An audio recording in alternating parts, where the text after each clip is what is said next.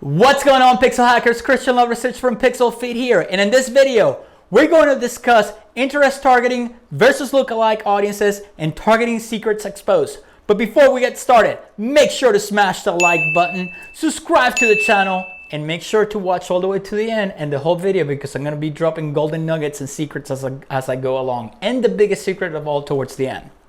Anyway, so I've been seeing a lot of you commenting in a lot of groups asking when can you start using lookalike audiences. Like, for example, people want to just jump and create a purchase lookalike audiences right away without properly gathering the data first. All right, for lookalikes to work the way they intended to be by Facebook, you need enough data. You need enough seed data to make it work. So there's this misconception out there that if you jump into lookalike audiences right away, you're gonna work miracles. That's not how it works. Because guess what? Your lookalikes work based on the data that you're giving them in the beginning. So if your interest targeting is off and it's not honed in and it's not good and you're sending horrible traffic to your website, then your lookalike audiences are gonna be the worst lookalike audiences ever. So do you rather spend less money with good interest targeting to get those events, or do you rather spend a lot of money just to get 50 purchases and then create a lookalike right away, which is not going to bring you good results? So how do we do that? Well, the first thing you got to focus on your interest targeting. And the problem here is a lot of you are lazy. A lot of you have this misconception that you just throw some money at Facebook, miracles are going to happen, and you're gonna be a millionaire. If that was the case, I would be laying on an island right now just printing cash. That's what I tell my clients.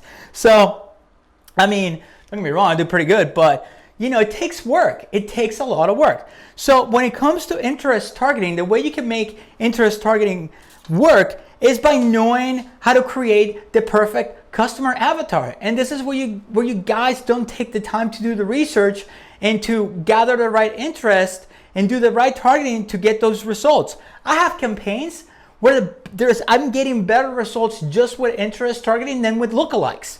And why is that? Because I take the time to create my customer avatar. So what's a customer avatar? A customer avatar is where you build the persona of your perfect client. Okay, so let's do one right now. So let's create our guide right here. So let's say I'm selling a CrossFit product, and we have Bob. We have Bob right here, and Bob rocks, right? So we got to figure out, we're going to use audience insights, and I'll put the link in the description. I have a video all about audience insights that teaches you how to use audience insights and discover those interests. And what you do is you start doing your research, and you got to figure out, what is Bob into? You got to break Bob down. You got to get to know Bob to a T, to the point that if you meet Bob on the street, you can have a conversation with him like you know him your whole life. So the first thing we're going to figure out, so how old is Bob? How old is Bob? Well, our perfect client for that type of niche is going to be 25 to 54. And how do you find this out? You find this out with audience insights. Once you start looking at your demographics and the breakdown of demographics based on interest. So you will plug into audience insights, CrossFit, and you're going to see that the biggest demographic for males, right, because Bob is a male, is 25 to 54. Right? That makes sense, because at 25, your metabolism starts to slow down and you start working out and all that good stuff that you didn't before. So then you got to figure out, okay, what brands is Bob into? So you got to look into what brands. Well, is he into Nike, Reebok? Okay, those are the brands that Bob's is into. And again, you discover all of this with audience insight. Well, where does Bob buy these brands, right? So then you dig, like, what are the stores that Bob hangs out at? Where is he buying stuff from? So I know there's one called WOD, the WOD store or something. I don't know, I can't remember. And let's say your Reebok is at, Dick's Sporting Goods. Okay, so now we know that Bob likes to wear Nike and Reebok. He's 25 to 54. He buys his stuff at the WOD store and at Dick's Sporting Goods, right? Well, the other thing we got to figure out, what does Bob eat? What restaurants does he like? What kind of food does he eat? Well, Bob is on a paleo diet, right? Meaning that he eats like the caveman used to eat back in the day. So no carbs, you know, only natural. So he's eating organic, right? See how I'm like developing their personality for Bob right here? So the other thing, and this is how you keep digging through audience insights. So I know he's on a paleo diet. Well, what does he buy his food from? Well, Bob probably buys his food from, you know, Whole Foods. Or maybe he uses a, you know, food delivery service like Freshly.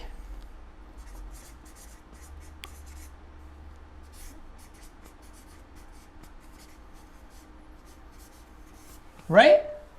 So now we have Bob's persona. So now, okay, so this is Bob right here. Well, is Bob single or married? Right? We don't know if maybe he's single, maybe he's married. We got to look at our demographics and audience insights. And those are different marketing angles that we're going to use for our interest. This is what wins the game. And I'm going to get to the biggest secret that most of you don't know in a minute. Once trust me, just make sure you keep watching because this is all going to make sense. So it's he single or married? Okay? So maybe it's 50-50 split, right? Where does Bob, you know, where do people live that work out the most? What states? So we got Florida, we got Texas, New York, and Cali. Okay? All right. How much money does Bob work? Well, I know for a fact that to join a CrossFit gym, I think the membership is anywhere from like 150, 180 bucks a month. So that's a pretty penny. You got to have good disposable income for that. So is he a professional? He probably has a college degree. Most of them, you know. Decent job. Okay. So see how I'm breaking down Bob's personality, just what I can find by digging into those pages. And the way you find this out is by going to those pages. Once you pull up the demographics and audience insights and you go to those pages and you start breaking down the personality of people, and then you start clicking on people, you do the creeping method, which is another video that I have, and you start seeing where they're hanging out. Well, what's the gym where Bob works out at? Is it a local or national chain?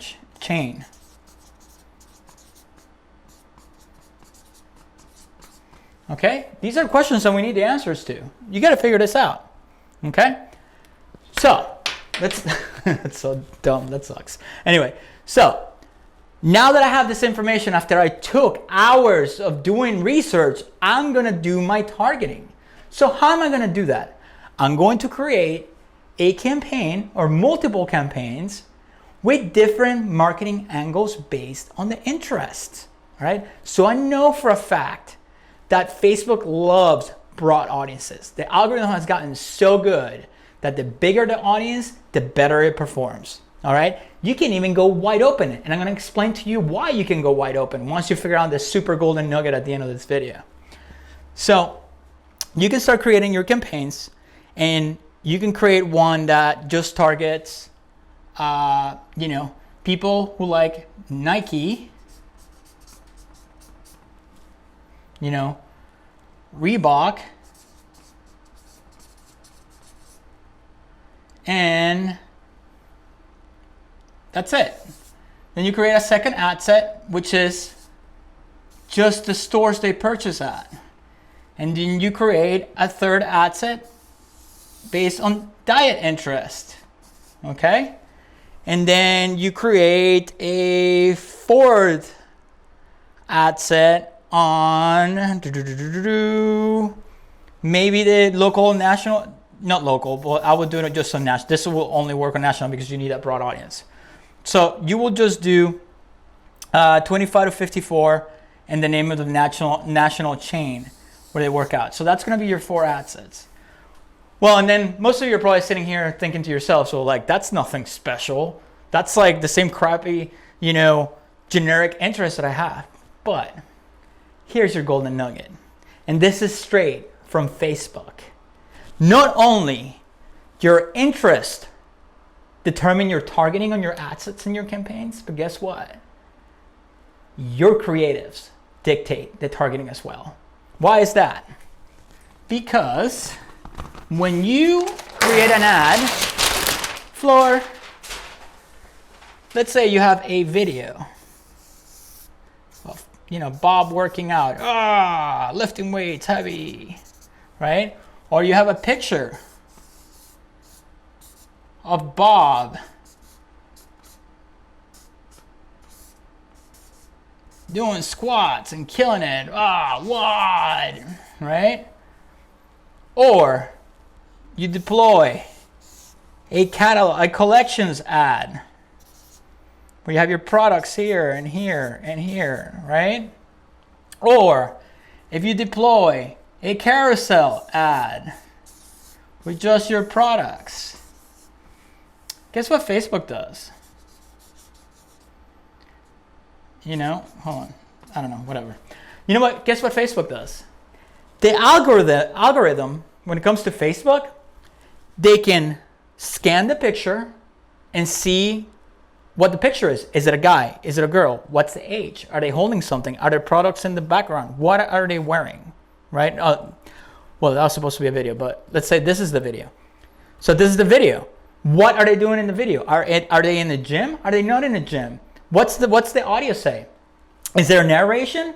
What does the closed caption says? Because Facebook reads the closed captions. And then on top of it all off, you add your copy and your call to action. Well, guess what? Facebook is reading that.